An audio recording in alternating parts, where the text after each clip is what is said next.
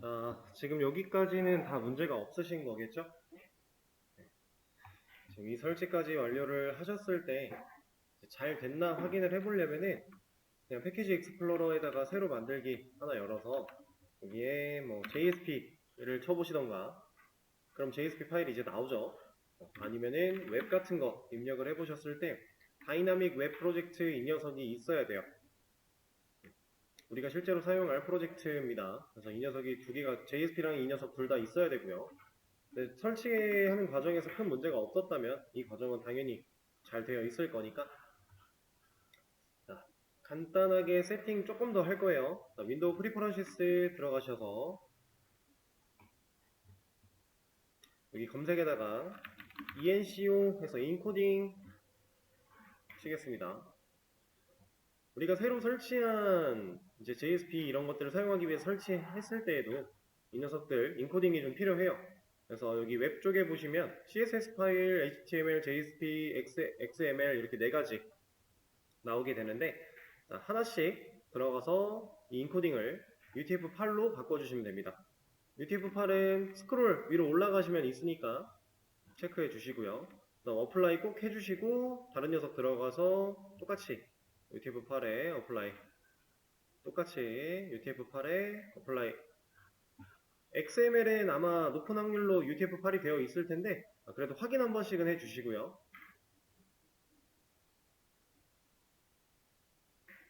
이렇게 다 어플라이를 맞춰주시면은 어플라이 앤 클로즈 해서 세팅 마무리 하겠습니다.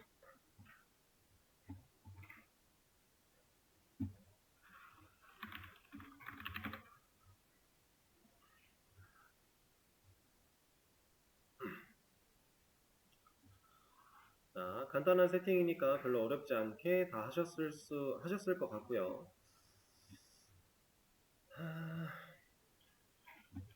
일단은 패키지 익스플로러, JDBC 아티클 매니저 이 녀석도 좀 클로즈를 해놓고 새로 프로젝트 하나 만들겠습니다. 패키지 익스플로러에다가 새로 만들기 해서 아까 전에 말씀드렸던 다이나믹 웹 프로젝트 이 녀석을 선택을 해주시면 되고요.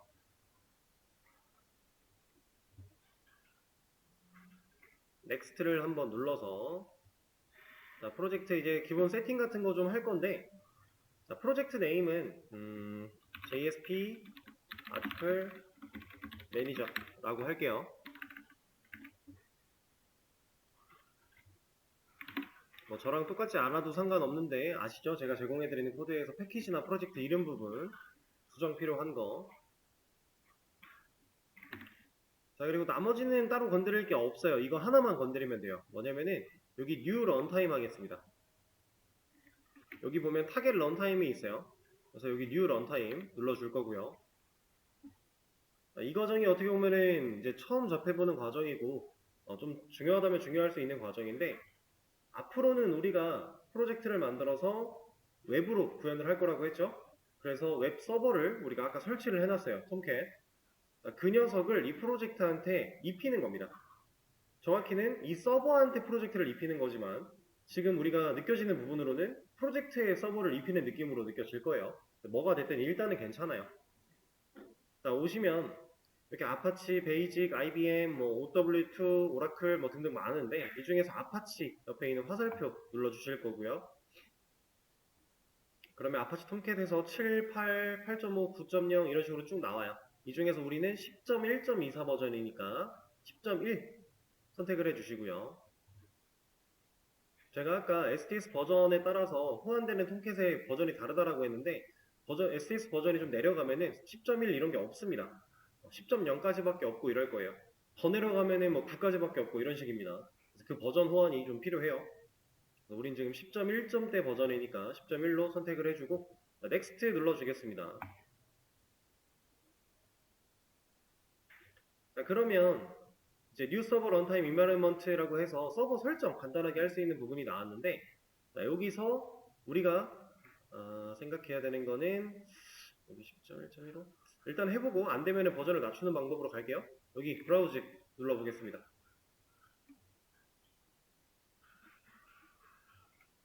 이쪽에 있는 브라우즈 톰캣 인스톨레이션 디렉토리라고 하는 부분의 브라우즈예요. 그리고 아까 전에 우리가 설치했던 톰캣을 찾아 들어갈 거예요.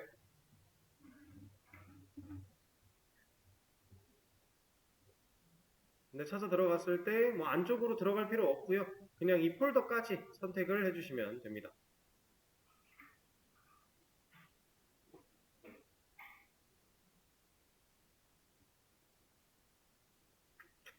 자, 그리고 이게 정상적으로 경로가 들어왔다면은 이제 피니시 눌러주시면 돼요.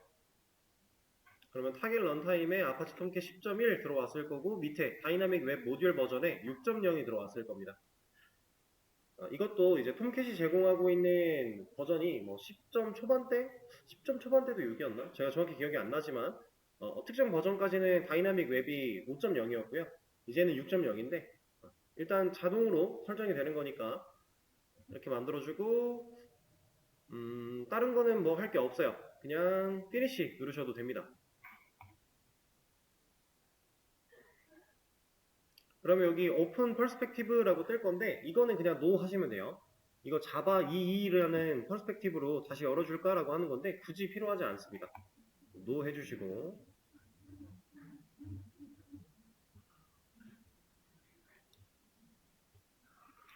그러면은 옆에 이제 프로젝트가 하나 생성이 됐죠.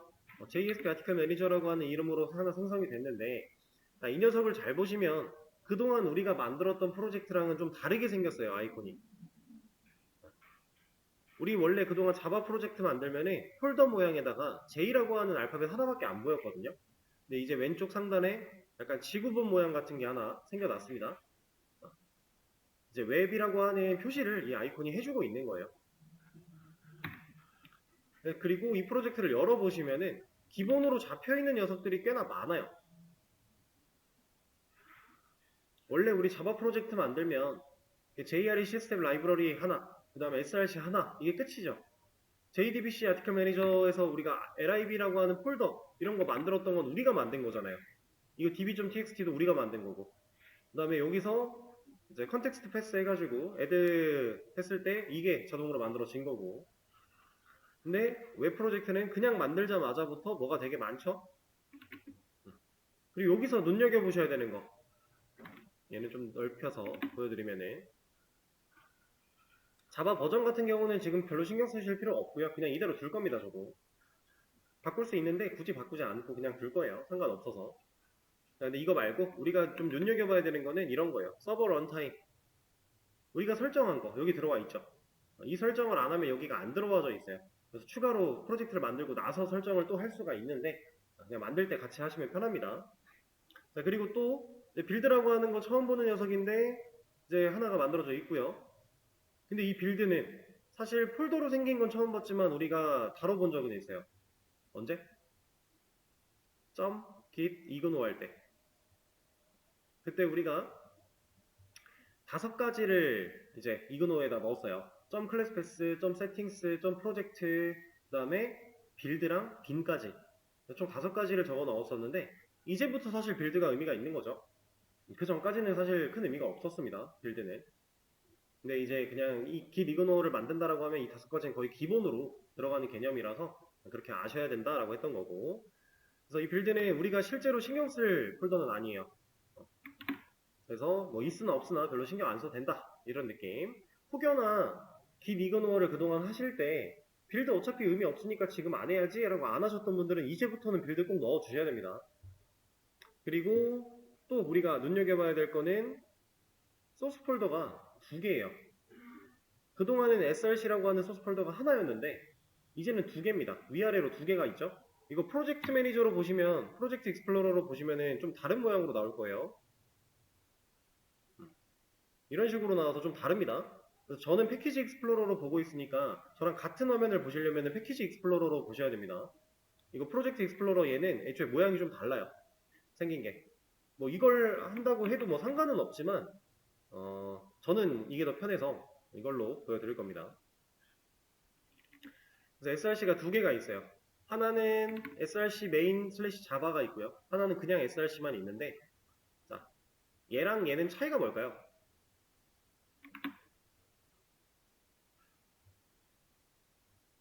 SRC 메인 자바가 써있는 걸 봐서는 우리가 그동안에 만들었던 자바 코드들 비슷한 그런 녀석들은 다 이쪽으로 가야 되지 않을까요? 그렇죠? 얘는 자바가 안 써있네요. 그럼 얘는 뭐 어떤 코드를 보관을 하길래 소스 폴더라고 이름이 지어져 있을까? 자, 얘는요, 이제 JSP 파일 같은 거 들어갈 겁니다. 자, 이제 웹 환경을 구축하면서부터는 백단이라고 하는 서버 쪽 개념이 적용이 될 거고, 프론트단이라고 하는 화면 개념이 생겨날 거예요. 그래서 이 화면 관련된 녀석들이 이 밑에 있는 SRC로 들어가게 되는 거고, 이 자바 코드, 서버라고 하는 자바 코드 쪽이 이 메인 자바 쪽으로 들어가게 되는 거예요. 만약에 여기 안에다가 자바 클래스를 만들려고 한다라고 하면은 이제 올바르게 동작을 못 하겠죠? 역할이 나눠져 있는 거예요, 명확하게. 그래서 이제 뭐 새로 파일 만들 때에도 명확하게 SRC 잘 클릭해 주시고 이렇게 만드셔야지 원하는 곳에 만들 수가 있다. 자, 그리고 SRC 폴더를 좀 열어보시면은 안에 우리가 뭐 지금 막 프로젝트 만들었는데 메인이라고 하는 애가 있고요. 웹앱도 있고요. 그 안에 메타인프랑 웹인프 이런 녀석들이 다 있어요. 그죠? 웹인프에는 라이브러리라고 하는 폴더도 지금 들어가 있고요. 메타인프에는 뭔가 파일이 하나가 있는데 자, 이 src 메인 웹앱이라고 하는 이 경로는 우리가 만든 거 아니죠. 자동으로 만들어진 겁니다. 자, 그러면 이 녀석들은 애초에 세팅되어 있는 거예요. 어디에? 프로젝트에. 우리가 다이나믹 웹 프로젝트로 만들어내면 이 src 메인 웹앱이라고 하는 경로가 이미 잡혀 있어요. 그래서 우리가 나중에 실제로 JSP를 써보면 느껴지시겠지만 경로를 입력을 할 때 여기까지 입력을 안 하고 이 뒤에부터 입력을 합니다. 웹앱까지 입력을 안 할 거예요. 그렇게 해도 인식이 잘 되게끔 세팅이 되어 있으니까. 메타인프 이 녀석은 우리가 실제로 신경 쓸 파일이 아니니까 그냥 냅두고요. 이 웹인프라고 하는 이 녀석은 지금 lib라고 하는 폴더 하나 들어가 있는데 우리가 MySQL 커넥터 J 같은 거 설치해서 lib라는 폴더를 우리가 직접 만들었고 넣었었죠. 그런 거 여기다가 보관하라고 폴더 하나 잡혀 있는 거예요. 왜냐면 이제 웹을 구축하게 되면 외부 라이브러리를 가져오는 경우가 되게 많아질 거거든요. 그런 녀석들 많이 필요할 거 아니까 얘가 기본으로 그냥 제공을 해줬다 라는 느낌으로 보시면 돼요.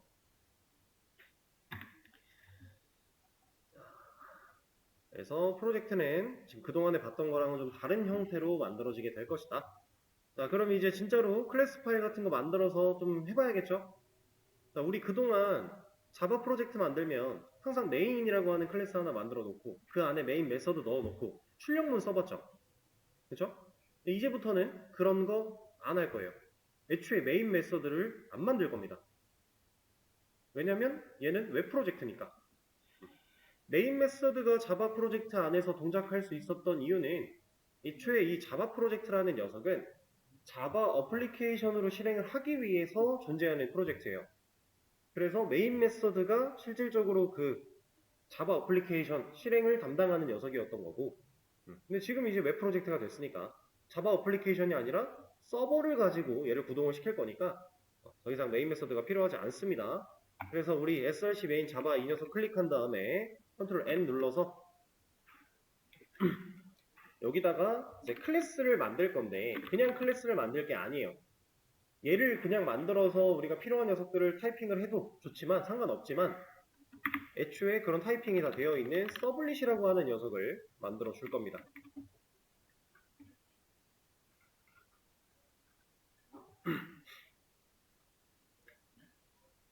자, 이 서블릿은 만들기 전에 간단하게 하나 또 보여드리면 좋으니까 볼까요? 이건 이걸로 보여드릴게요.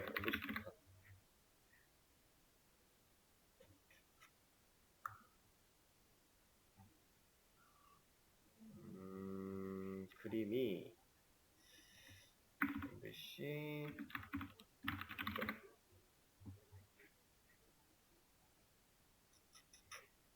제가 좀 설명할 때 선호하는 그림 하나가 있는데 안 보이네요. 다른 걸로 하나 볼까요, 그냥? 어차피 뭘 보든지 간에 별로 상관은 없어요. 다 고만고만해서 이런 걸로 볼까요?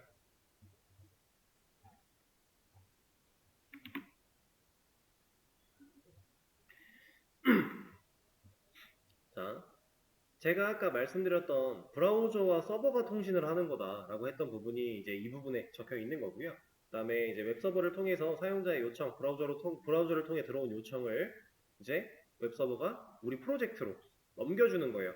지금 그림은 별도로 그려져 있지만 사실 이 안쪽에 들어있는 거라고 해야 됩니다. 그래서 이 뒤에 있는 이만큼의 그림체는 사실 우리가 만들어낼 프로그램, 어플리케이션이라고 보시면 되고요. 이 녀석이 사실 웹서버 안에 들어가게 되는 개념이다. 이렇게. 그렇게 보시면 돼요. 자, 그 과정에서 자, 여기 보시면은 이제 이 요청을 매칭한다라고 해서 컨트롤러 쪽으로 화살표가 들어가 있어요. 컨트롤러는 우리가 실제로 다뤄봤던 그 컨트롤러의 역할과 동일합니다.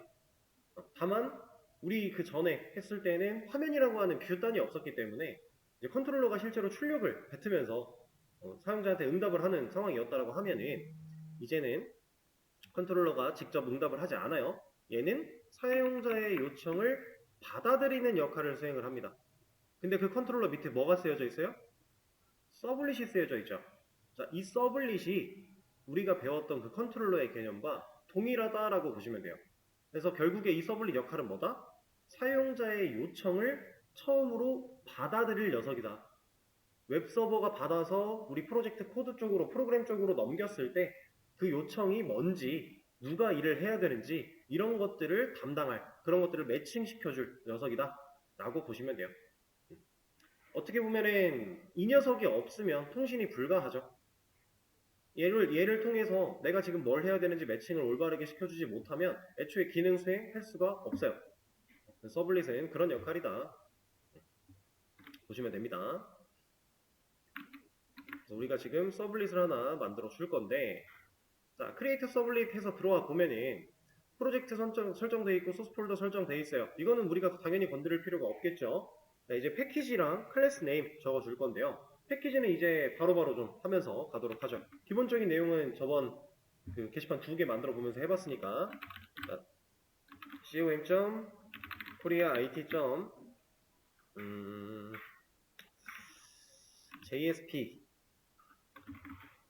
JSP am 뭐 이 정도로 하겠습니다.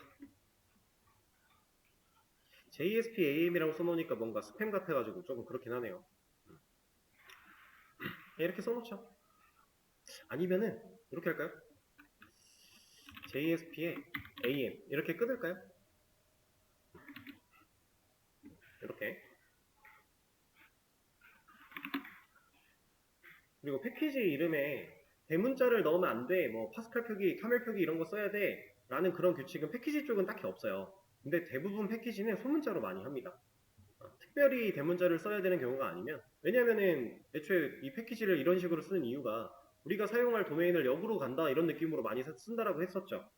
도메인에 대문자 들어가는 경우가 많지는 않아요. 그래서 잘 안 쓰긴 하는데 어쨌든 이런 느낌으로 하나 만들어 놓고요. 그 다음에 클래스 네임은 홈 메인 서블릿 이라고 적어 줄게요.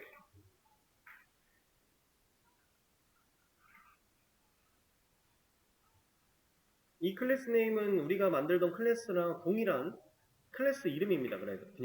그래서 첫 글자 대문자 당연히 지켜주셔야 돼요. 자, 이렇게 해주시고 넥스트 한번 눌러보시면 여기는 그냥 넘어가도 돼요. 넥스트 한 번 더. 여기서는 이제 뭐 설정할 수 있는 게 많긴 한데 지금 당장은 우리가 얘를 가지고 뭔가 설정해서 신경 쓸 게 딱히 없어요. 근데 나중에 여러분들이 한 번쯤 보시면 좋을 내용이 뭐냐, 여기 do get, do post, do put, do delete, do trace, do options, do head 뭐 이런 거 있죠. 지금 밑줄 그은 녀석들. 얘네들은 지금 당장은 굳이 공부할 필요도 없고 여러분들 사실 이 웹개발 수업 끝날 때까지도 이거 잘 몰라도 돼요. 몰라도 되는데 실제로 취업해서 일을 하고 그렇게 일을 하는 중에 뭔가 이 서버 관리, 유지보수 차원에서 서버 관리를 약간 내가 담당을 하게 된다라고 하면은 이 녀석들에 대한 개념을 조금은 알고 계셔야 됩니다. 이게 그냥 간단하게 얘기해서 웹서버가 브라우저의 요청을 받은 다음에 그걸 우리 쪽으로 넘겨주잖아요. 그런 상황 속에서 통신하는 방법 정도라고 보시면 되거든요. 뭐 get 방식으로 통신할 거야, 포스트 방식으로 할 거야, 뭐 이런 식으로 그냥 간단하게 생각을 하시면 되는데 디테일한 내용들은 이제 그 추후에 한번 공부를 해보시면 좋을 것 같고요. 지금은 그냥 나중에는 이것도 공부를 해야 되겠구나 정도만 생각하고 넘어가는 걸로 하겠습니다. 그래서 다른 거 건드릴 필요 없이 두 게이시랑 두 포스트 선택되어 있는데 그냥 피니시 누를 거예요. 사실 여기서 두 포스트 지우고 만들어도 돼요. 우리 어차피 당분간 얘 안 쓸 거라서 그렇긴 하지만 일단 그냥 피니시.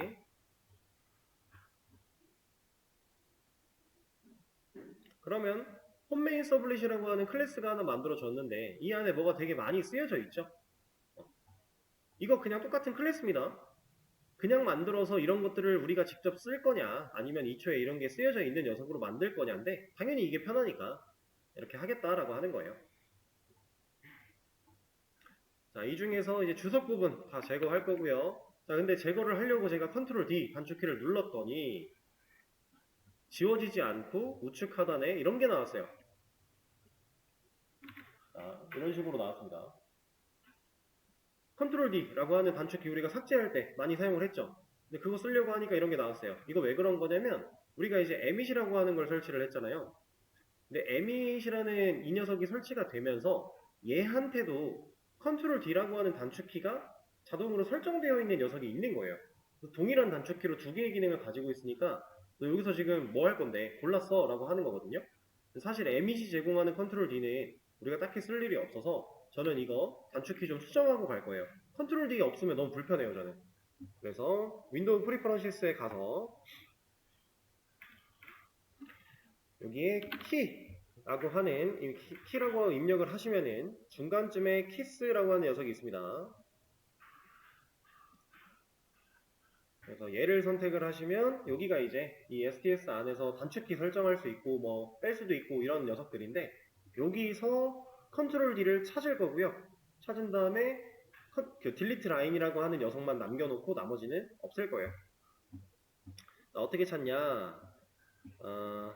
여기 타입 필터 텍스트에다가 컨트롤 D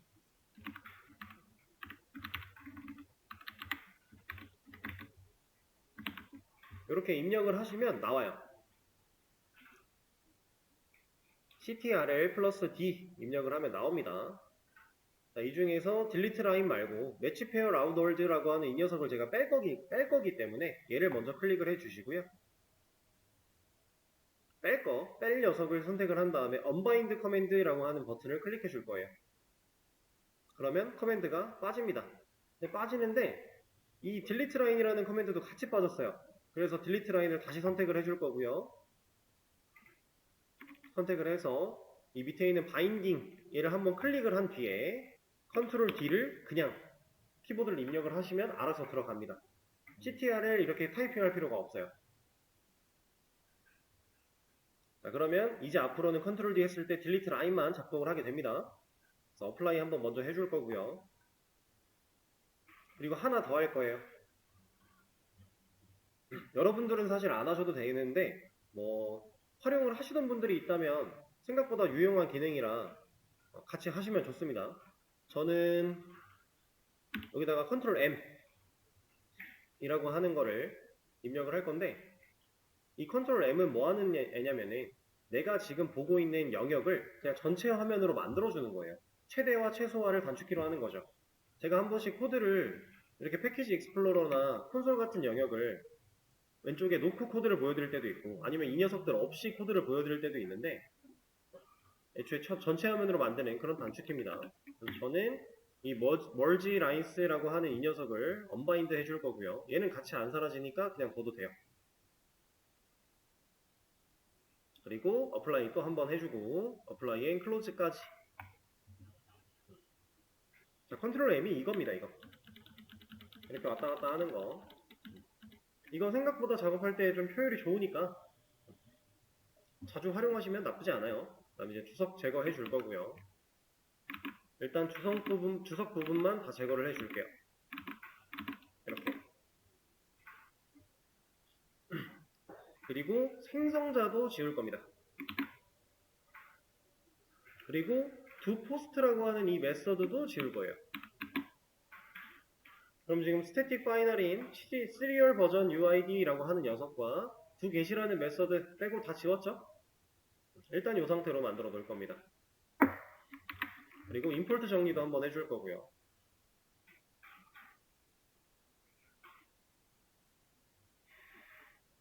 자, 일단은 이 상태로 만들어 놨어요. 자, 지금 서블릿이라고 하는 애가 이 사용자의 요청을 처음 매칭해서 받아들일 수 있는 그런 역할을 할 거다라고 했고 파일을 우리가 만들었고 뭐가 많이 쓰여져 있는데 정확히 뭔지 아직 모르겠는 이 상황 속에서 그냥 이 녀석을 이 상태에서 F11 한번 눌러볼게요.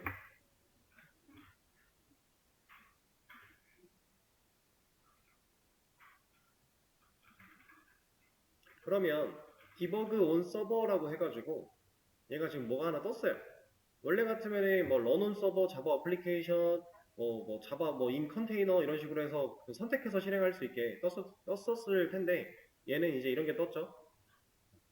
자, 이거는 지금 이 프로젝트를 실행할 때 어떤 웹 서버를 가지고 실행할 건데 라고 물어보고 있는 건데요. 우리가 만들어 놓은 웹 서버가 없어서 얘가 지금 만들어야 돼 라고 하고 있는 거예요. 만들어 놓은 웹 서버가 없다는 얘기는 뭐냐면 우리가 설치까지 했고요. 프로젝트 만드는 당시에 나 이 버전을 쓸 거야까지 명시를 했어요. 근데 그렇다고 웹 서버를 우리가 실제로 만들어낸 건 아닙니다. 웹 서버를 만들 수 있는 프로그램 준비를 해놓은 거고요. 진짜로 구동할 서버를 하나 만들어내야 돼요. 프로젝트를 만드는 것처럼. 그래서 이 녀석 여기서 만드셔도 되는데 이거 그냥 끄시고요. 윈도우 쇼 뷰에 서버라고 하는 녀석이 있습니다. 근데 이게 지금 안 나와 있으면은 아더를 눌러서 여기다가 서버 이렇게 입력을 하시면은 서버스라고 하는 녀석이 하나가 있어요.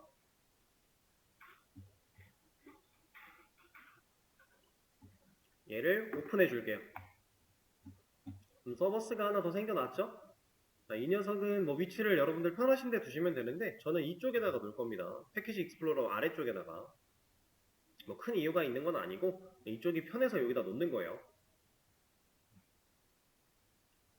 서버스라고 하는 쇼뷰 하나 더 만들어 준 거고요.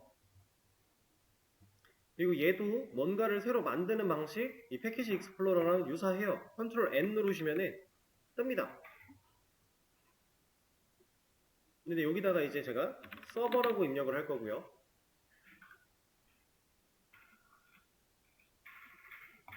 서버를 클릭해서 넥스트 진행할 거예요. 그럼 이제 뉴 서버라고 해서 디파이너 뉴 서버 하나 정의해 라고 하고 있는데 자, 이 녀석을 이제 아파치 화살표 또 눌러줘야겠죠? 그럼 밑에 버전이 나왔을 때 우리 10.1까지 내려가서 선택해 주시고요. 자, 나머지는 특별하게 건드릴 게 없습니다. 바꿔도 되고 안 바꿔도 되는데 이거는 이제 여러분들 바꾸셔도 되고 안 바꾸셔도 되는데 사실 뭐 건드릴 필요 딱히 없어요. 뭐 나중에 가면은 서버 하나 가지고 여러 가지 프로젝트를 돌리다 보니까 이 서버 이름도 우리가 체크를 잘 해두거나 하는 경우가 있지만 지금은 어차피 하나의 서버로 하나의 프로젝트만 돌릴 거라서 별로 상관이 없어요. 그러면 선택해주고 넥스트. 넥스트로 왔더니 우리가 지금 만들어놨던 다이나믹 웹 프로젝트 녀석이 하나가 존재하죠. 그리고 얘를 configured라고 하는 쪽으로 add 해주시면 됩니다. 선택해서 add. 그럼 이쪽 오른쪽으로 넘어갔어요. 자, 이 작업이 지금 만드는 이 서버로 어떤 프로젝트 돌릴 거야. 지금 이 프로젝트 돌릴 거야 라고 이쪽에 세팅한 겁니다. 설정한 거예요. 그리고 나서 finish. 그러면 서버 하나가 생겨나게 됐죠? 자, 이제 서버까지 만들었기 때문에 다시 서블릿 클릭해서 F11 한번 눌러볼게요. 그랬더니 아까는 새로운 서버 만들어야 돼 라고 하면서 떴던 게 이번에는 존재하는 서버 중에 골라라고 하면서 나와 있습니다. 그럼 우리 지금 만든 서버 이건데 이거 가지고 돌리려고 만들었잖아요. 이 녀석 골라줄 거예요.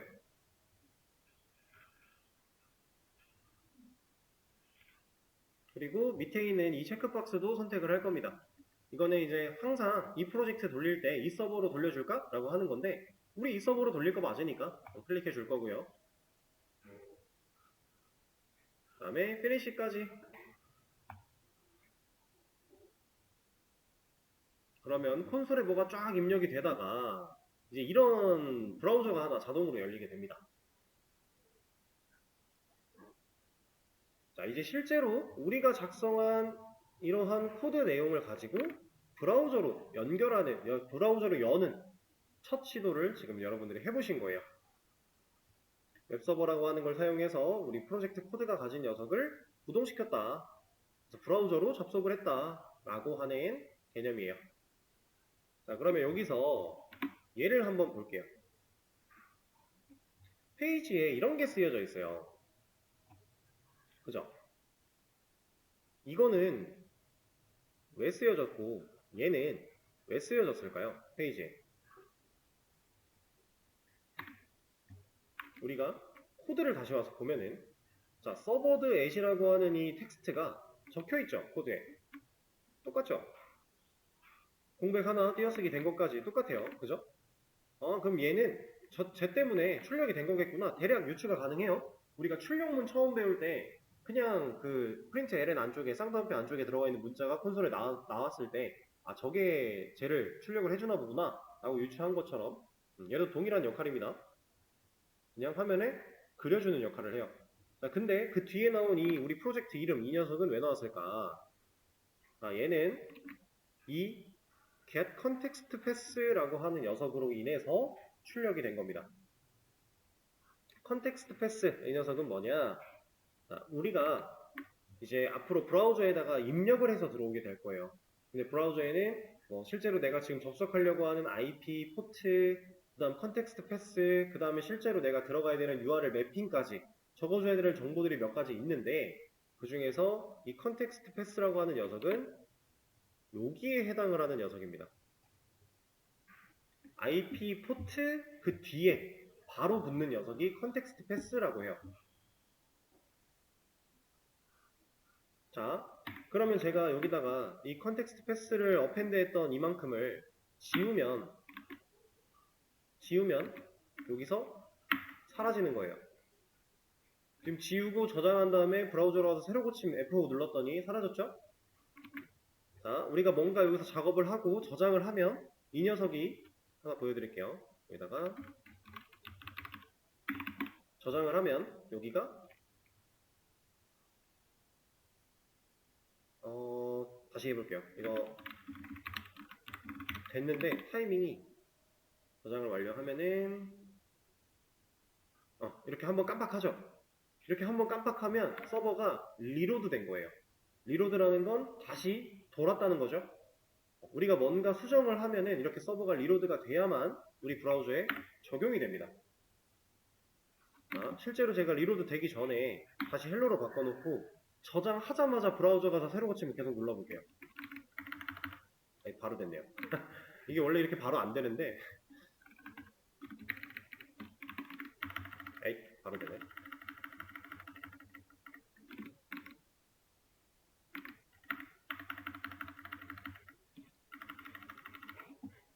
얘는 근데 물결이 안 나오죠? 물결 왜 안 나오니? 자, 제가 지금 한 건 뭐냐면은 그냥 여기서 새로 고침을 누르면 이거 꾹 눌러도 아무것도 안 나오고요. 그냥 누르면 새로 고침이에요. 우리가 F5 누르는 거랑 똑같아요. 근데 이제 여기서 뭐 컨트롤 F5, Shift F5라는 방식으로 해서 조금 더 강력한 새로 고침을 하는 방식들이 있기는 한데 그것보다 제일 강력한 새로 고침은 개발자 도구를 열고요. F12를 눌러서 열고 이 새로 고침 버튼을 꾹 눌러보시면 여기 캐시 비우기 및 강력 새로 고침이라는 게 있어요. 개발자 도구가 열리지 않은 상태에서는 이게 안 나옵니다. 개발자 도구를 열어놓고 얘를 꾹 눌러야 지금 마우스 저도 계속 누르고 있어요. 꾹 눌러야 얘가 나오는데 여기서 밑에 있는 이 녀석 캐시 비우기 및 강력 새로 고침을 하면은 말 그대로 남아있는 캐시나 이런 게 사라져요. 우리가 이제 브라우저 가지고 작업물을 띄우다 보니까 브라우저는 캐시를 저장을 해요. 근데 캐시가 남으면 우리가 작업한 결과물이 안 바뀌어요. 남아있는 캐시로 페이지를 띄우기 때문에 바뀌지 않습니다. 아까 이 물결이 계속 안 나오던 이유가 캐시 때문이에요. 그래서 이런 캐시들은 종종 비워줄 필요가 있습니다. 그렇지 않으면 내 작업물이 정상적으로 적용이 된 건지 판단할 수가 없어요. 그래서 이런 새로 고침 방식. 근데 이런 거 하기 귀찮아. 나는 이때마다 이런 게 캐시를 비우는 게 너무 힘들어. 그리고 캐시 때문에 안 되는 건지 내가 잘못한 건지 알 수가 없잖아. 귀찮아. 라고 하면은 시크릿 모드 쓰시면 돼요. 시크릿 모드는 애초에 안 남겨요. 그래서 엔간한 경우에는 시크릿 모드를 썼을 때 캐시 때문에 적용이 안 됐다라는 걸 못 느끼실 거예요. 그래서 실제로 개발자들이 웹 개발을 하다 보면은 얘를 되게 많이 씁니다. 이런 캐시 순간순간 비워주는 거 귀찮아가지고. 자, 여기 있는 주소 그대로 여기다가 입력을 하면 얘도 똑같아요. 사용자가 이런 요청을 보낸 거고요. 그 요청을 우리가 웹서버가 받아준 거고요. 이 녀석이 받은 다음에 이 안에 들어있는 우리 프로젝트 코드가 이 결과를 화면에 그려낸 거예요. 일단 이렇게 기본 구조.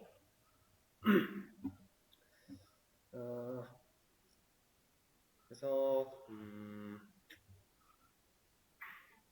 다른 내용을 더 들어가기 전에 일단 이렇게 페이지를 한번 띄워봤다 라고 하는 부분까지 일단 하고요. 그리고 콘솔에 뜨는 이런 것들은 사실상 이제부터는 우리가 콘솔을 그렇게까지 볼 일이 많이 없어요.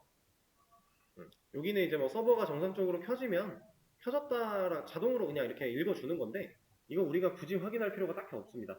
뭐 문제 에러가 발생을 했거나 아니면은 우리가 중간중간에 출력문을 활용해서 뭔가 데이터를 확인해야 되거나 하는 경우가 아니면 그냥 다 안 봐도 돼요. 콘솔은 이제. 그래서 오른쪽 여러분들 화면에 보여드리려고 여기다 놨던 건데 이제는 잘 안 봐도 되니까 이쪽으로 옮겼습니다. 자, 일단은 이 정도로 기본적인 개념 말씀드리고요. 쉬는 시간을 잠깐 가졌다가 다음 시간에 또 이어서 얘기를 해보도록 하죠.